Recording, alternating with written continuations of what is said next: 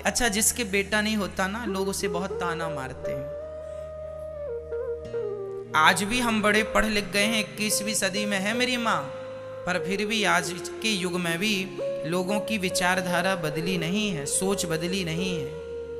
आज भी लोग पुत्र के लिए बहुत लालायित रहते हैं। बेटा हो गया तो खुशी और बेटी हो गई तो दुखी।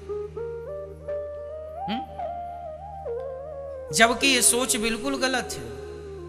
अरे बेटी हो या बेटा हो, विधाता का प्रसाद मान के दोनों में हैप्पी रहना चाहिए, खुश रहना चाहिए। क्यों जी? लेकिन बेटी होगी, किसी की छोरी होगी तो छोरी नहीं हुई, ऐसा लगता घर में चोरी हो गई।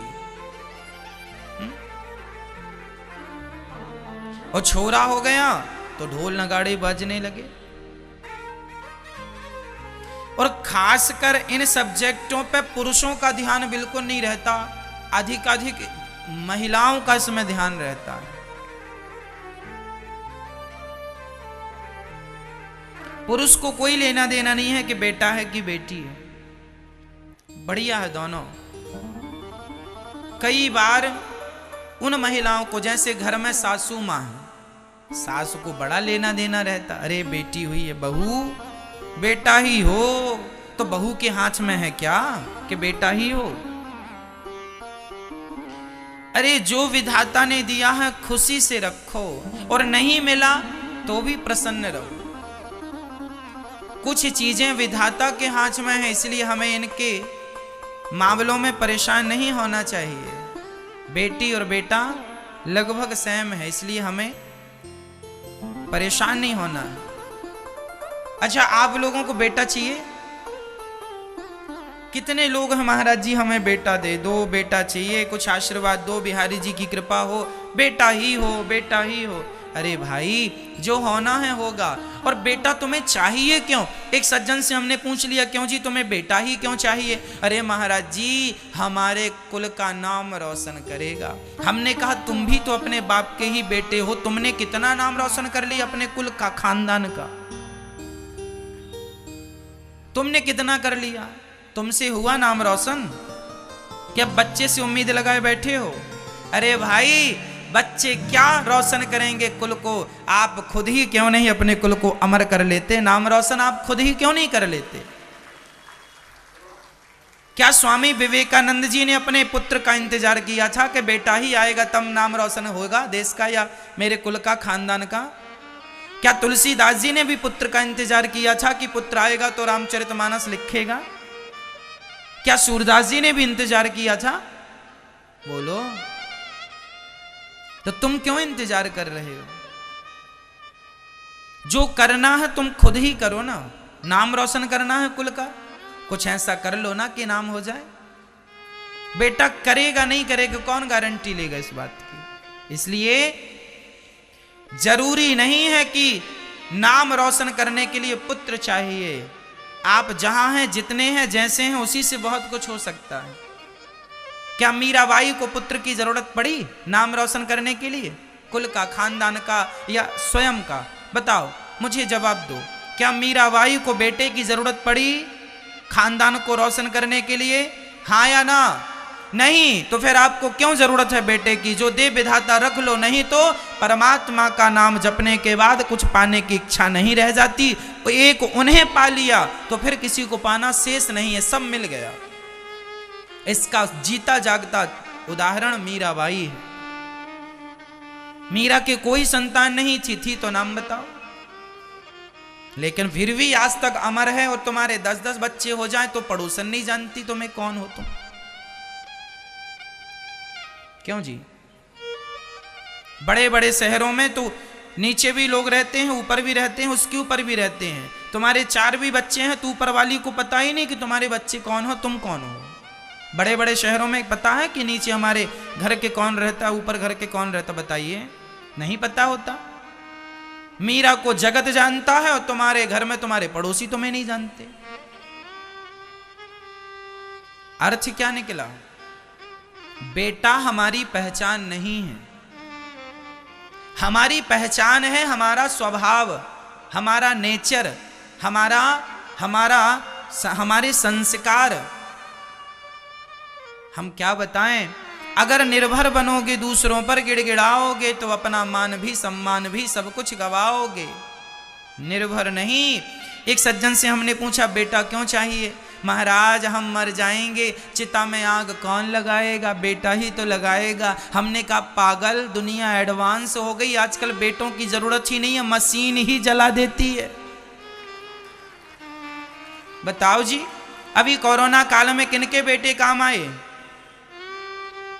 लगा पाए चिता में आग? हाँ या ना? पैदा किया था ना इसलिए कि चिता में आग लगाएगा, नहीं लगा पाया ना। फिर आजकल तो एडवांस टेक्नोलॉजी है भाई, एक तरफ से आदमी डालो दूसरी तरफ से राख निकलती है, 3 दिन का इंतजार भी नहीं करना पड़ता। वो जमाना अलग था कि एक दिन चिता जलाने गए थे, 3 दिन बाद राख उठाने जाएंगे। आजकल तो हाथों हाथ राख भी मिल जाती है तुरंत। कहां इस जमाने में तुम सोच रहे हो कि बेटा हमें इसलिए चाहिए चिता में आग लगाए? भाई तुम मरो तो आग लगाने वाले बहुत हैं। क्यों जी? फिर इसलिए बेटा चाहिए तो क्यों? आज लोगों को यह उद्देश्य ही नहीं पता कि बेटा क्यों चाहिए। आज मैं आप सबसे मेरा सवाल है, बताइए आपको बेटा क्यों चाहिए? आप कहेंगे कि मेरा कुल का नाम रोशन करे इसलिए बेटा, ये जवाब गलत है। आप कहेंगे मेरी चिता को आग कौन लगाएगा, ये भी जवाब भी गलत है। महाराज जी मेरे बुढ़ापे का सहारा बनेगा बेटा। अच्छा,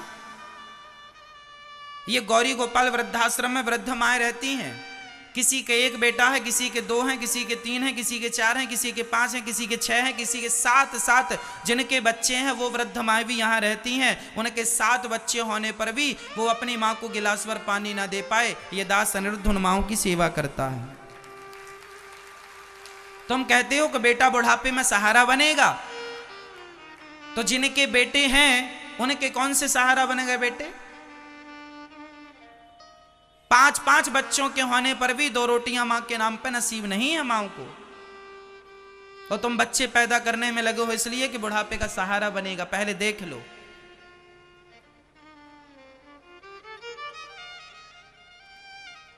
तुम्हारा उद्देश्य गलत है पुत्र प्राप्ति का। मैं बताता हूं कि पुत्र क्यों चाहिए, बेटा क्यों चाहिए। बेटा मेरा सहारा बनेगा, ये थिंकिंग, ये सोच, ये विचारधारा, ये पुरानी सोच है। अपडेट करो अपने आप को। आजकल कोई बेटा किसी माँ बाप का सहारा नहीं बनता। बनते हैं, अरे चलो मैं कहता हूं बनते भी हैं। तो क्या तुम्हारे दर्द को बेटा बांट लेगा? तुम्हारे बुढ़ापे की तकलीफ को बेटा बांट लेगा? अरे बुढ़ापे पांव में कांटा मेरे चुभा, दर्द मुझे होगा, बेटे को नहीं होगा। क्यों नहीं समझते इन बातों को? बुढ़ापा तुम्हें गुजारना है, बेटे को नहीं। बेटे का आएगा तो बेटा गुजारेगा।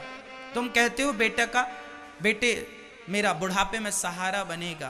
बुढ़ापे का सहारा बेटा नहीं होता मेरी माँ, सोच गलत है, घुसा लिया है कचरा दिमाग में। बुढ़ापे का सहारा बेटा नहीं है, बुढ़ापे का सहारा भगवान होते हैं। भगवान ही सबके सहारे हैं।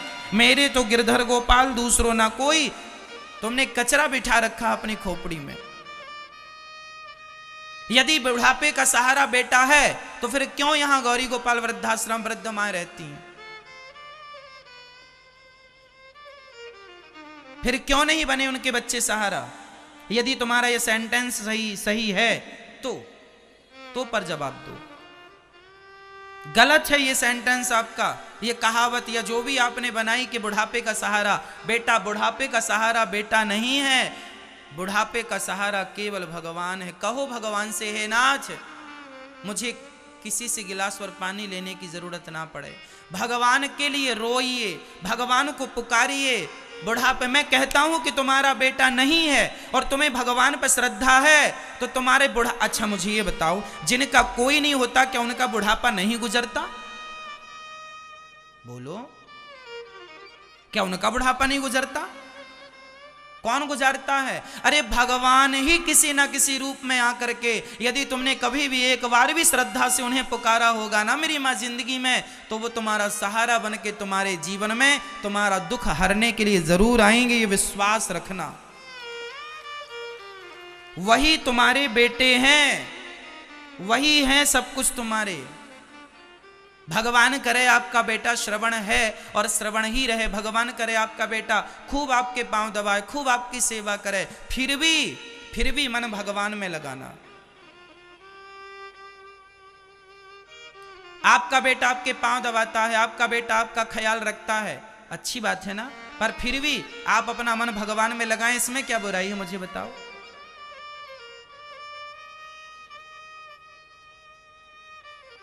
भगवान ही सत्य है इस सृष्टि का, कोई काम नहीं आता।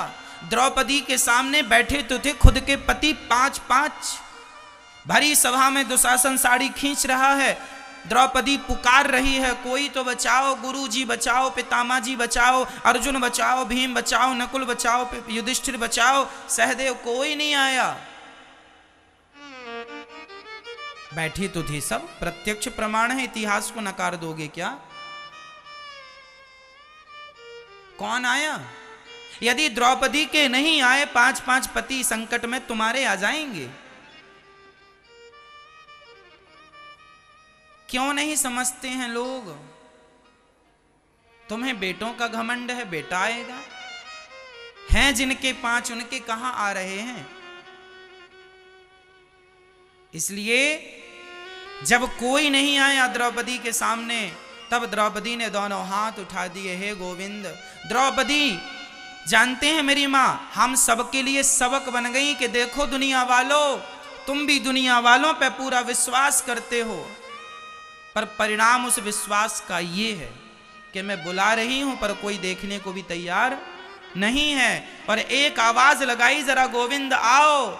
बस उसी समय भगवान द्वारिकाधीश द्वारिका में बैठे भोजन कर रहे थे। रुक्मणी जी गरम गरम रोटियां परोस रही थी और थाली सामने थी। रुक्मणी जी बार बार कहें, गोविंद खा लो, ठंडा हो रहा भोजन।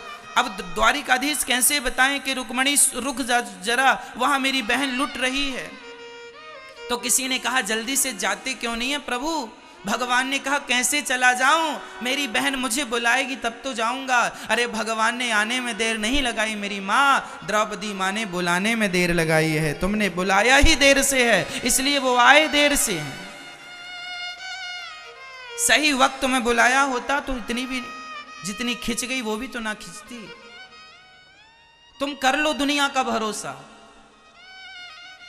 मैं बता दूं आपको, आप किसी के साथ 1 लाख अच्छाई करना, 1 लाख बार अच्छा करना, और जरा एक बार आपसे गलती हो जाए तो जिसके साथ तुमने 1 लाख अच्छाई की है ना, वो 1 लाख अच्छाइयों को भूलकर तुम्हारी एक गलती को आगे रखेगा, कहेगा देखो तुमने हमारे साथ ये गलती की। ये दुनिया के लोग तुम्हारे दोष ढूंढते हैं, ये दुनिया के लोग तुम्हारी गलतियां खोजते हैं। एक भगवान है जो गलतियों में भी एक अच्छाई ढूंढता है कि मेरे भक्त की कोई तो अच्छाई होगी जिसके बल पर मैं इसे भवसागर से पार लगा दूं। विश्वास करना ही है तो पुत्रों से ज्यादा भगवान पे कीजिए। भगवान से मैं बार बार कहूंगा, तुम्हारा बेटा बहुत अच्छा हो, श्रवण की तरह हो, खूब सेवा करता हो, लेकिन फिर भी विश्वास भगवान पे होना चाहिए। आखिरी वक्त में वही काम आएंगे। अजामिल नाम के एक व्यक्ति का नाम तो सुना होगा। अजामिल का बेटा खेल रहा था बगल में, और मौत का समय आया तो अजामिल ने बुलाया था बेटे को, दूरे क्रीडन का सक्तम पुत्रम नारायणावयम प्लावितेन स्वरेण उच्चैराजुहावा। जितेंद्रिया, बेटा नारायण सुन लो मेरी पुकार, बेटा नारायण बचाओ, यमदूत आ रहे हैं, डर लग रहा है। बेटे नारायण को बुलाया, संयोग से उसके बेटे का नाम नारायण था, और नारायण मेरे भगवान का नाम है। बुलाया तो उसने बेटे को, लेकिन चूंकि नाम नारायण निकला तो भगवान ने सुन लिया, बेटा काम नहीं आया, भगवान का नाम काम आ गया। बस तुम कितने भी 4-6 बच्चे और पैदा कर लो, हमें कोई बुराई नहीं है,